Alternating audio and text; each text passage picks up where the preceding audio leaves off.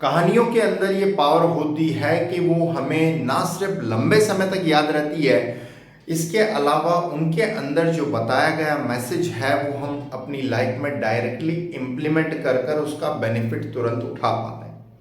सो आज की कहानी बहुत ही शानदार सी है जो आपको एक बहुत अच्छा मैसेज देगी, साथ ही साथ अपने देश के प्रति हमें और डेडिकेटेड और वफादार रहने के लिए, अग्रसर रहने के लिए मजबूर करेगी।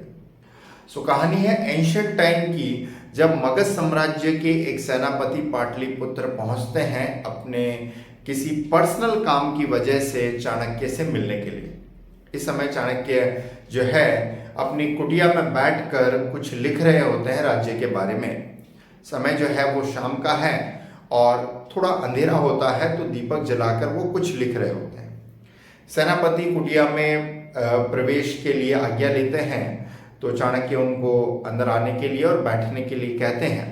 और जैसे ही वो बैठते हैं तो तुरंत ही जो चाणक्य है अपने सेवक को बुलाते हैं और कहते हैं ये जो दीपक जल रहा है इसको बुझा दीजिए और एक नया दीपक जो है जलाकर लाइए। अब बातचीत शुरू हो जाती है, पर्सनल बातचीत होती है, काफी लंबे समय तक चर्चा होती है चाणक्य के बीच में और सेनापति के बीच में, और मैटर थोड़ा पर्सनल था। इस वजह से जैसे ही अपना कन्वर्सेशन खत्म होता है तो सेनापति उनसे एक प्रश्न पूछना चाहता है। पहले उनसे आज्ञा ले लेता है कि एक क्यूरियोसिटी है, एक कहीं ना कहीं उनके अंदर जिज्ञासा है जो कि उन्होंने प्रवेश करते ही नोटिस किया, और वो ये था कि सेम प्रकार का दीपक जो कि पहले जल रहा था उसे बुझाकर एक नया दीपक जलाकर लाने को कहा गया सेवक को।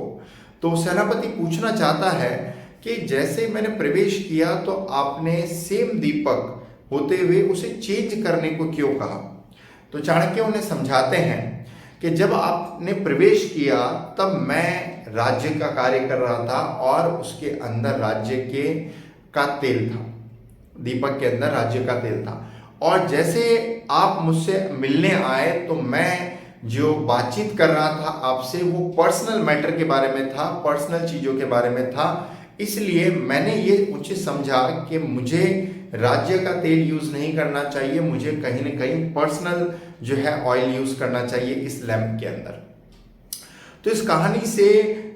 एक मैसेज जो है बहुत शानदार सा चाणक्य यहाँ देना चाहते हैं कि कभी भी अपने देश के रिसोर्सेस को